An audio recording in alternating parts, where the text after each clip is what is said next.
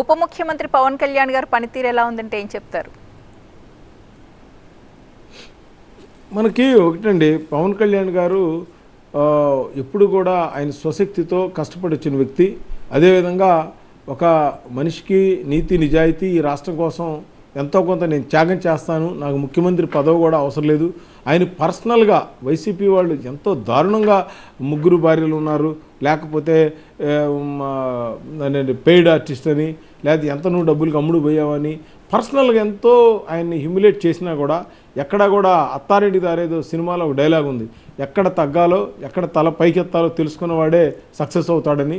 ఆ విధంగా ఈ ఎలక్షన్లో ఆయన సరైన నిర్ణయం తీసుకొని సినిమాలోనే కాదు హీరో, బయట కూడా హీరో అనిపించుకున్నటువంటి వ్యక్తి.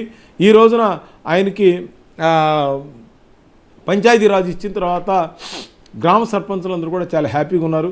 ఎందుకంటే ఆయన దాని మీద పూర్తిగా స్టడీ చేస్తూ ఉన్నారు. నాకు ఒక నెల టైం ఇవ్వండి, ఈ నెల టైంలో నేనంతా నేర్చుకొని నేనంతా దీని మీద అవగాహనతో ఈ శాఖ మీద మీకు మంచి రిజల్ట్ వచ్చే విధంగా చేస్తానని చెప్తా ఉన్నారు. ఆ విధంగా ఆయన సినిమాలో ఏ విధంగా యాక్షన్ చేసేటప్పుడు ప్రిపేర్ అవుతారో ఈ మంత్రివర్గంలో డిప్యూటీ సీఎం తీసుకున్న తర్వాత కూడా ఆయన ఆ విధమైనటువంటి నిర్ణయాలకు రావడం అనేది చాలా సంతోషించదగ్గ విషయం. ఎందుకంటే చాలామంది ఆయన టైం స్పెండ్ చేయడం అనుకున్నారు. ఆయన చక్కగా దానికి టైం స్పెండ్ చేస్తూ ఆయన అందరి అపాయింట్మెంట్స్ ఇస్తూ ఎమ్మెల్యేలకు కానీ మంత్రులకు కానీ లేకపోతే కార్యకర్తలకు కానీ లేకపోతే ఎవరైతే సర్పంచ్లు వాళ్ళకి ఇస్తూ దాని సమయం వాళ్ళకి కేటాయిస్తూ ఆ శాఖకు మంచి న్యాయం చేకూరుస్తున్నారని సక్సెస్ అవుతారండి, ఏం డౌట్ లేదండి. నాగభూషణం గారు, అందరూ ఆయుష్మాన్ భారత్ కార్డులు తీసుకోవాలి అని కేంద్ర మంత్రి పెమ్మసాని ఒక ప్రకటన చేశారు. దాని వెనుక ఆరోగ్యశ్రీ కార్డులు ఎత్తేసే కుట్ర ఉంది అని షర్మిల ఆరోపిస్తున్నారు. దీనిపై మీరేమంటారు? ఆ రోజు ప్రెస్ మీట్లో నేను పెమ్మసాని చంద్రశేఖర్ ఇద్దరం ఉన్నాం. ఆ రోజున బడ్జెట్ మీద మేము మాట్లాడుతూ ఉన్నాం.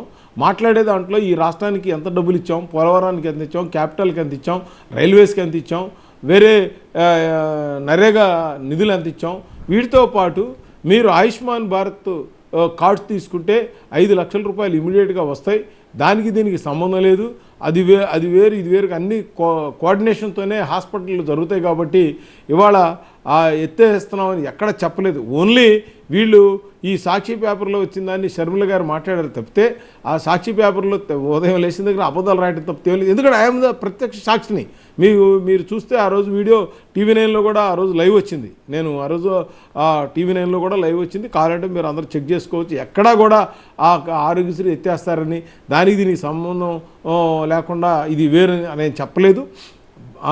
ఆయుష్మాన్ భారత్ కార్డు అవ్వచ్చు, ఆరోగ్యశ్రీ దీని కోఆర్డినేషన్తో జరుగుతుందని చెప్పారు. అంతేగాని ఇవాళ కేంద్రం అయినా రాష్ట్రమైనా ప్రజల యొక్క ఆరోగ్యాన్ని బాగా చూడాలి.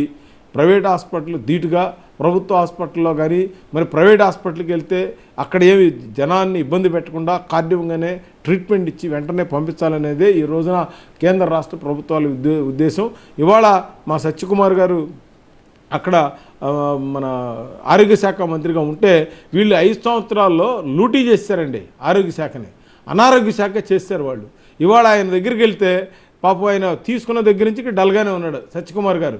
ఏంట్రా బాబు, ₹1 లేదు, వీళ్ళంతా కూడా డబ్బులన్నీ లూటీ చేసి అప్పులు చేసేసి అరాచకం చేసి అవినీతి చేశారని బాధపడుతూ ఉన్నాడు సత్యకుమార్ గారు.